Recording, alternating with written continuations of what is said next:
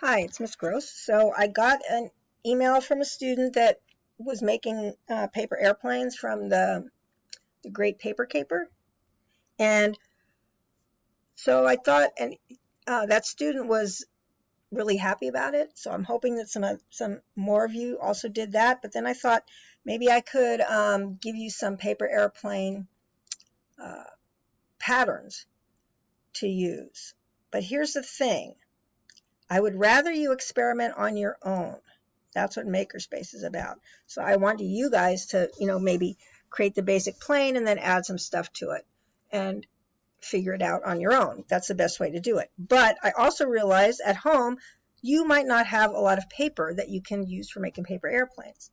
And I want to encourage you, use the junk mail that your parents are going to get rid of. Use old magazines or whatever you have at home, newspapers, junk mail that they might throw out, advertisements and stuff. And I'll do a little video to stick on the end of this with some of my junk mail that I usually throw out, but now I'm saving for these kind of projects.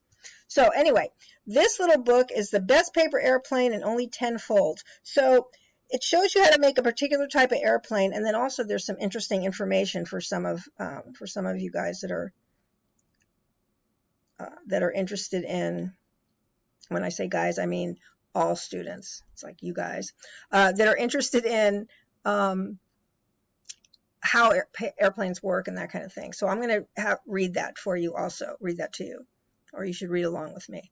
And this is really only one model, but you could take this basic model and then make your own modifications to it and see if you can make it better or make it do different stuff. Okay, so this is called The Best Paper Airplanes in Only 10 Folds by Eric Z. Okay, and here he has a patent on it. I don't think you can really patent paper airplanes. I think that's a joke, but you never know. So here's a picture. I think that's of the finished plane. And there's a table of contents. And this is, I don't think this is something you'll be able to use. So the best paper airplane ever, all in 10 folds. Here's what I consider to be the best paper airplane you can make out of a single sheet of paper, and only with 10 folds and no cutting or tape, etc. This is a mistake. It should be IE, which means that is the best pure paper airplane in the classical sense of the word. Flies nice and straight and has positive lateral stability. Lateral is side to side, due to the dihedral winglets. You can actually see it correcting itself in flight. I gonna have to try that. I have been making this particular airplane since I was a kid, so that's 30 plus years. And it is my own design. Maybe he does have a patent on it. I have never seen any other like this before. I do believe this one flies the best. Make the nose. Start out with the typical nose configuration. So you can see how you fold it. Now fold down the nose exactly halfway. So this is a lot like what you do in origami, a lot of origami patterns. Now fold the wings in. Okay. So you can see you're folding at an angle here. This results in a nice delta form. Delta. That's after the Greek letter delta, which is like their D. But a real Greek letter delta is pointy at the top. Okay, so this shape. Fold wings down. Oh, also important, not his important, my important, because it's a video, you can go back, pause, do whatever you want with this. So as you're making something step by step, if I'm going too fast, just pause the video. Okay, important. The wing fold starts just aft of the nose. That's behind it. And therefore a little up. This, of course, is subject to your design and requirements, but I have found the dimensions to be at least 1 centimeter or more behind the nose. Usually I make it around 15 millimeters, which is 1.5 centimeters. So if you have something to measure with, you can measure, or you can just, try it on your own. Just try to estimate. 1 centimeter would be maybe like your pinky finger if you have small hands. or half of your finger width. This, if you don't have small hands. This results in a kind of gullwing form when it flies, as the airplane will not stay perfectly folded together when you release it. Okay, so you have this shape. He's going back this much, about a centimeter. If you want to measure it, you should measure on the bottom, not here because this is a slant. So if you measure 1 centimeter on the bottom, and then you are going to, I guess, fold that. So let's look at this. Now, is that different than this?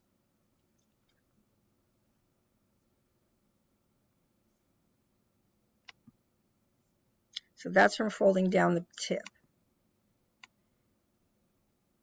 Oh, so this is where you're going to start folding the wings. That's what he's doing. So you're going to, if you measure like 1 centimeter along the bottom and then go up 1 to 1.5 centimeters, if you have a ruler, go up, and that's where you're going to start the wing folding down.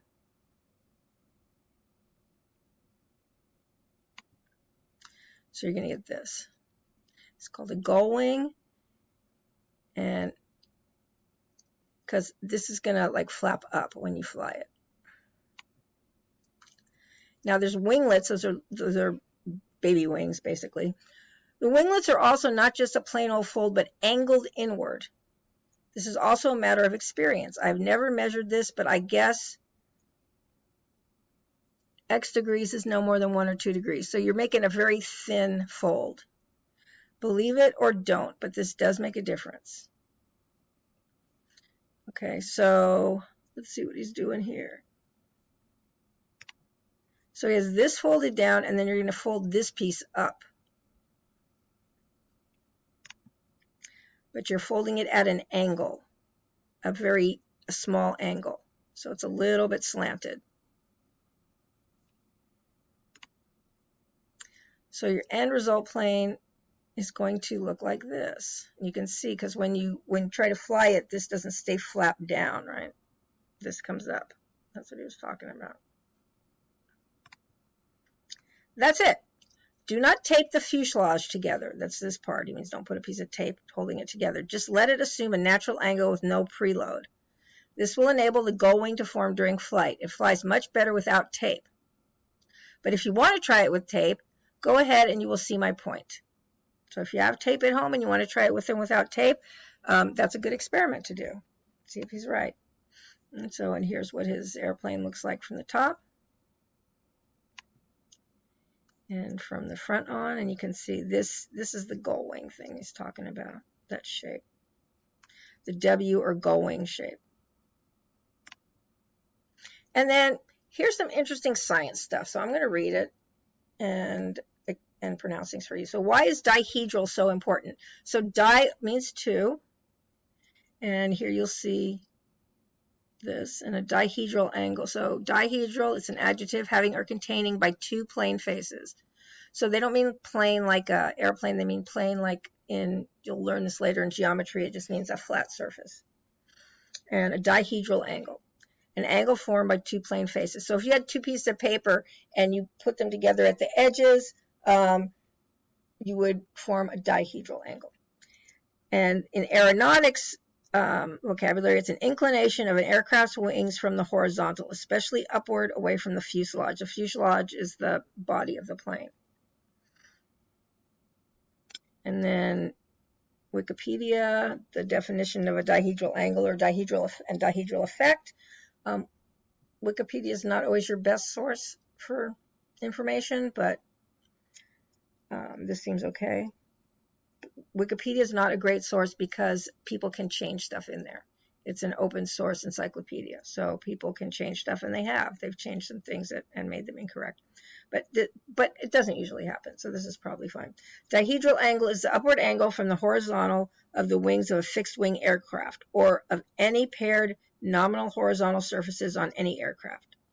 This term can also be applied to the wings of a bird. Dihedral angle is also used in some types of kites, such as box kites. Wings with more than one angle change along the full span are said to be polyhedral. So if it like goes up and down. Dihedral angle has this is a part. that's important, I think. A lot of this is going to be a little much for some of you. Dihedral angle has important stabilizing effects. So stabilizing means so it doesn't like wiggle around.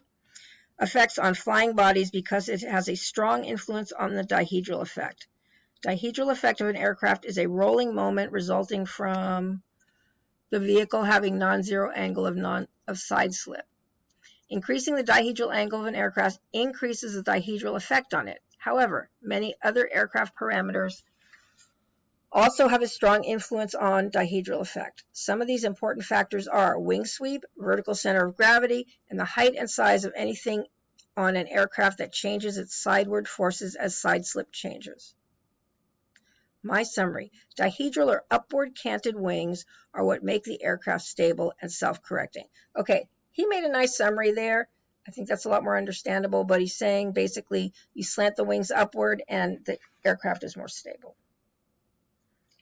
And he says it's self-correcting. I think that's an experiment we need to do. Okay, and then he's just giving you a diagram of the, I'm never going to remember this. If you're in the Navy, you're in the Air Force, you probably will. The port and starboard, so one's right and one's left. And then fore and aft. Fore is the front, aft is the back. I just don't know about port and starboard. We'll have to look that up. And then the world record for the longest paper airplane flight is 69.14 meters. That's 226 feet 10 inches. Okay, so that's, I don't know, about halfway across the school. 226 feet. Achieved by Joe, I don't know how to pronounce that, Ayub, and aircraft designer John L. Collins, both USA, at McClellan Air Force Base in North Highlands, California, USA, on 26th of February, 2012. The plane was constructed from a single sheet of uncut A4 paper. So A4 paper is a little bit different size than our regular copy paper. I think it's like construction paper size. It's a little different dimensions. Joe Ayub flew the aircraft designed by John M. Collins. Let's see if they have the video.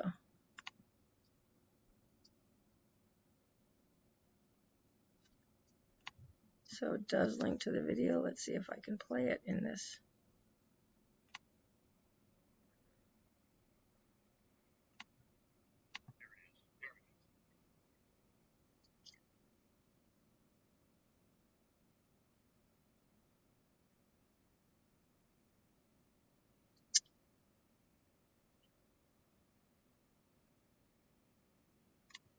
So they flew it all the way across an aircraft hangar. That's where they're in.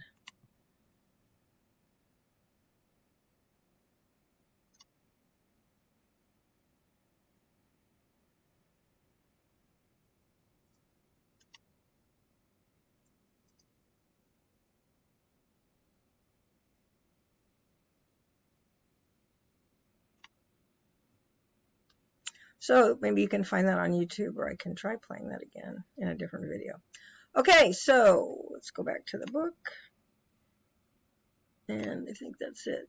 Oh, who invented the paper airplane? Some credit the Chinese with the creation of the first paper airplane over 2,000 years ago. Others state that Leonardo da Vinci invented them while he was working on the designs for his ornithopter. So that's a helicopter that Leonardo da Vinci designed hundreds of years ago. He was entranced by the idea of human flight, and it would be logical that he would play with paper to create an aircraft. However, since the Chinese started manufacturing paper around 500 BCE, that's 500 years before Christ was born, it is safe to assume that the first paper airplanes were invented in China. Well, that would be something to research. Maybe you could do a research paper about paper airplane history. And then this is the simple paper airplane, just your regular kind of paper airplane. That's stuff we don't care about. Okay, so that's it. See if you can make his paper airplane. You can go back on the video and find all the instructions. You have nice pictures of what it should look like, and I will try making it in a different video and splice it onto the end of this. But for right now, I'm going to post this video for you guys. Bye for now.